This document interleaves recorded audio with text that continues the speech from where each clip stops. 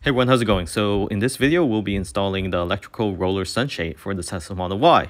And we are wrapping with fabric tape around these metal attachment clips just to have some extra security when it's bumping against the glass. So we are testing it right now before we install it.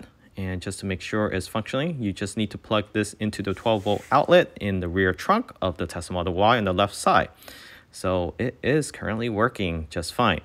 So we'll be putting this in the Tesla Model Y. And first what you want to do is fish through the power wire. And before you actually tape the power wire, you want to pull down on the left side panel on the top headliner, starting from the rear.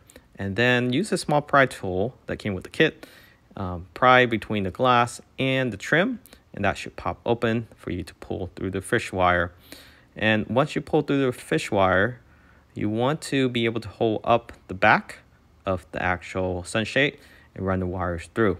And then slide in the bracket against the trim, between the trim and the glass. For the front, you want to align it with the screw. And it does come with two torque screw. You want to slide the actual trim mount in and line it up with where the screw holes are at. And once you have it lined up, go ahead and place the screw in and tighten it with your torque screwdriver. So you want to hand tighten this. Do not use an impactor. You want to make sure that you don't over torque it. And this will give a sturdy support for the front and the rear. And that is basically it with the installation. It takes less than 10 minutes. If you have two people, it would be easier, but you can do this by yourself.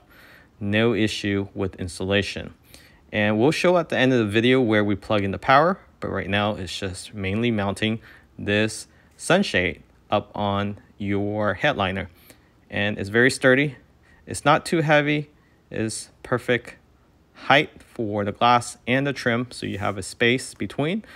They do provide you with this cover to cover up the silver trim and also the screw so the rear passenger cannot see it.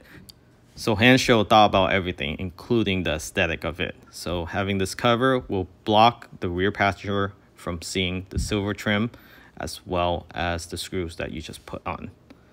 Highly recommend this. It works really well. The motor is very quiet. And if you stay tuned, within a few seconds, we'll go through a full review of the sunshade. Okay, so the electric sunshade has been installed. It took less than 10 minutes and it's really pre-assembled already. You just have to put two screws and mount this, plus plug it in. So let me show you how it works. So there's two switches on the rear and two switches in the front there. So the rear passenger can actually close or open this electronic sunshade. And what I like about this electronic sunshade is that you don't lose much headroom. So maybe about 1/4 of an inch, I would say, to 1/2 an inch, versus other mesh will sag about 2-3 inches, some even more at the center.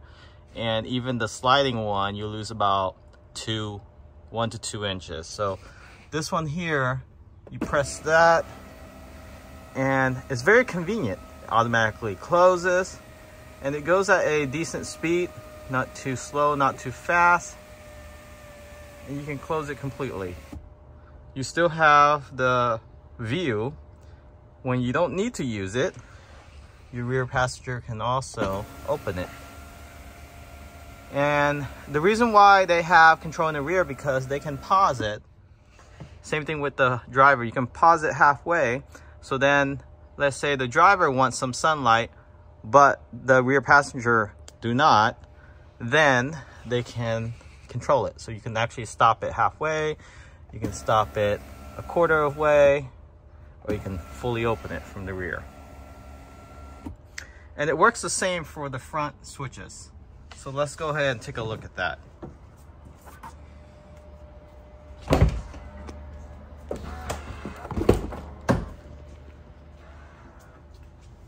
So taking a look at the front switch, it works the same. So this is made out of some sort of aluminum or aluminum covering. So pushing down on the front switch, it automatically closes. And of course, you can stop it halfway. Let's say you want some sunlight, or you can fully close it.